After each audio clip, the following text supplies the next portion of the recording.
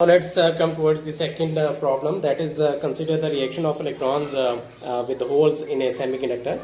We know that in the ground state, the valence state is completely filled with electron, whereas the conduction band is completely empty, and there is a band gap energy of delta between the valence band and the conduction band. So in an excited state, an electron is excited into the conduction band, leaving a hole in the valence band. So at finite temperature, there can be several electrons in the conduction band and several holes in the valence band, and this electron hole pair can act as a bound system because of the electrostatic interaction between the electron and the hole, which is known as an exciton. That is, an exciton is a bound state of an electron and a hole which are attracted to each other by the electrostatic Coulomb forces. And we also know from the solid state physics that the formation of an exciton from an excited free electron hole pair is not possible in a crystal without the involvement of phonons to conserve the energy and momentum. So in this case, the electron plus hole bound system will be equal to a phonon. So we are going to find out the concentrations of electrons and hole by using the condition of chemical equilibrium.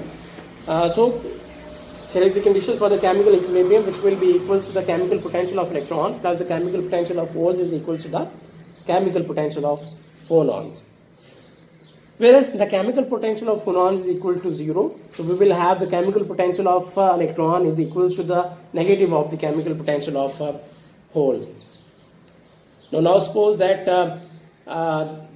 we know that the electrons in the conduction band they have an excess energy of delta compared to the holes energy. So the energy of the electron in the conduction band will be equal to delta plus h cut square k square by 2 me, whereas the energy of the holes will be equal to h cut square k square over 2 nh.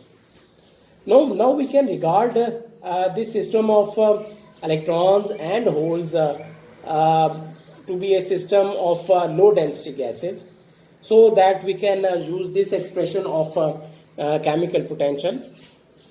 So by assuming electron and holes as low density gases, we have the chemical potential of electrons equals to delta plus kBT ln of Ne over NQE prime, where NQE prime is the quantum density of electrons equal to 2NQE, where 2 is the degeneracy of the electron. Similarly, the chemical potential for holes is equal to the kBT ln of the number density of holes divided by the quantum density of holes, where again NQH prime is equals to 2NQH, where 2 is the degeneracy of the system.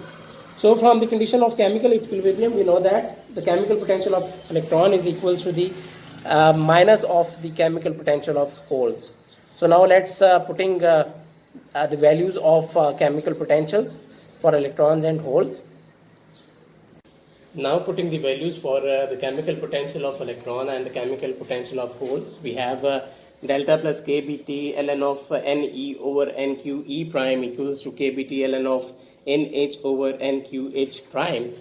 Taking this term to the right hand side, you will have delta is equal to minus kBT ln of NENH divided by NQE prime into NQH prime, and then taking the exponential of this term, you will have exponential minus delta over kBT into NENH divided by NQE prime into NQH prime.